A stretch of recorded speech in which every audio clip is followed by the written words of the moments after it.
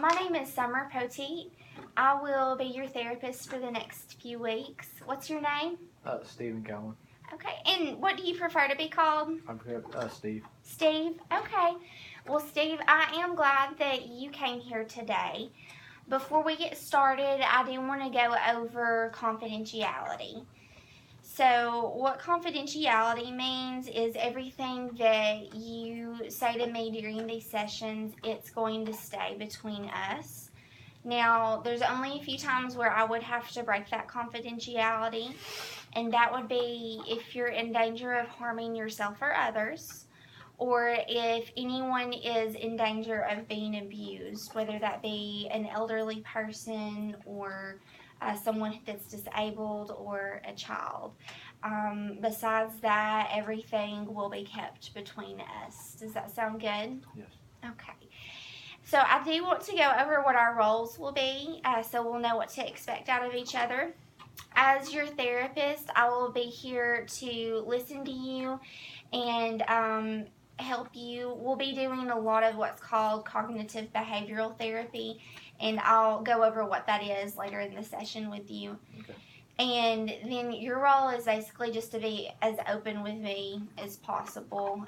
That way we can really work together with helping you with your problems. Does that sound good? That's fine. Okay. All right. So what we'll do at the beginning of every session, we'll set an agenda. It's kind of a guide for us to go by to kind of just so we'll know what to expect during the session. So I'd like to go over what that's going to be right now. So at the beginning, I'll always ask what you're wanting to get out of this session, what your expectations are.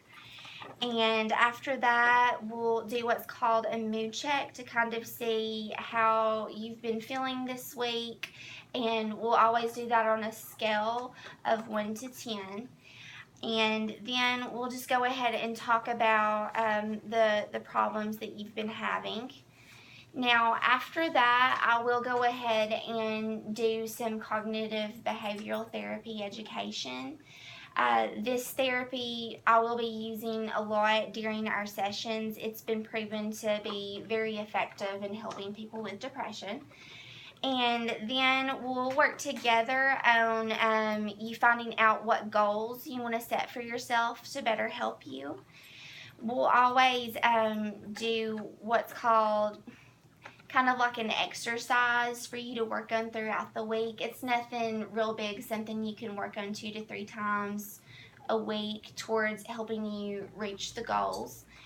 And then we'll just always summarize everything at the end to help us gather our thoughts. And now I'll always ask you for feedback. That way, if there's anything you want me to do differently in the next session, you can tell me at the end for that feedback. So does all of that sound good? Yeah, that's fine. Okay, all right. So I want to go ahead and ask, what are you hoping to get out of coming to therapy? What are your expectations? To feel better about myself and the situation that I experienced and help battle my depression. Okay, all right. So we're going to go ahead and do what's called a mood check. Now, on a scale of 1 to 10, 1 being the least depressed and 10 being the most depressed you've ever felt, how would you rate your depression right now? 8.5 or a 9. An 8.5 or a 9? Okay. So you must be feeling pretty depressed today. Yeah. Okay. All right.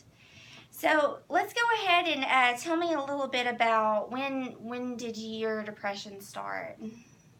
Well, a couple months ago, I was in a car accident, and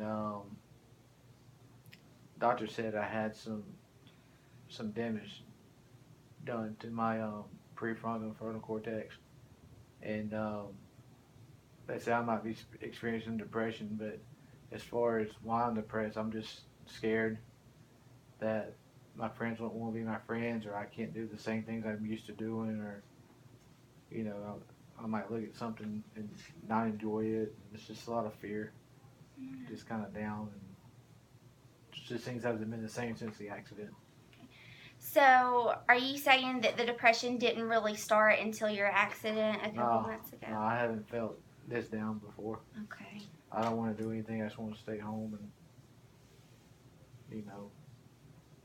stay away from everything because I just don't feel like people want to be around me. Mm-hmm. So it sounds like what I'm hearing, your depression started a couple months ago after you had your accident.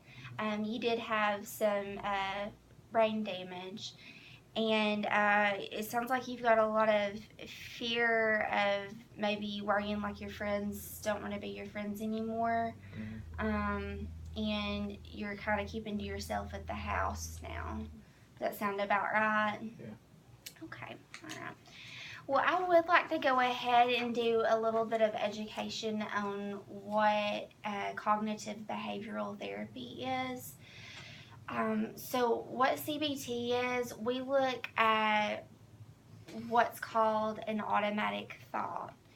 And that could be something that you may not even realize you're thinking, or it may be something that these thoughts you've had since you were a child. But those thoughts that you have ultimately end up affecting your feelings and your behaviors. So that, for instance, an example would be maybe your thought of feeling like your friends don't want to hang out with you anymore. That's leading you to have those feelings of depression and choose to stay at home. Would that be correct to say that? Okay, all right. So, what in your own words would you think a good goal to set for yourself would be? I don't know, to try to get out of the house, maybe either walk the street or just do something outside the house. Okay. All right. So, would you say some good goals would be to get out of the house and do an activity or socialize with one of your friends? Yeah, that sounds like a good, reasonable goal. Okay. All right. So, what we can do is go ahead and work on what our exercise can be for the next week. And so we can actually implement kind of what you're wanting to do with your goal. Um, so maybe 1 to 3 times a week. And what I'm going to do, I'm going to give you an automatic thought record right here, okay? Okay. And what this is it's going to get you to really pay attention when you start to feel more depressed. Start to pay attention to those thoughts that you're having right before you start feeling sad and choosing to stay home instead of going out and socializing and being active. Do you think you'd be able to do that just 2 or 3 times this week? I can try and do that. Okay. All right. And what we'll do is at the beginning of next week's session, we'll take a look at that, and it'll help us really start to pin down some of those automatic thoughts that you're having that may be making you feel a bit more depressed. Okay. All right. Okay.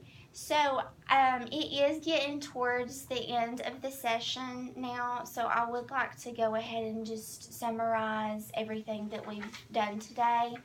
At the beginning of the session, we went ahead and went over confidentiality, and we also went over the client roles and what your expectations are to get out of these sessions.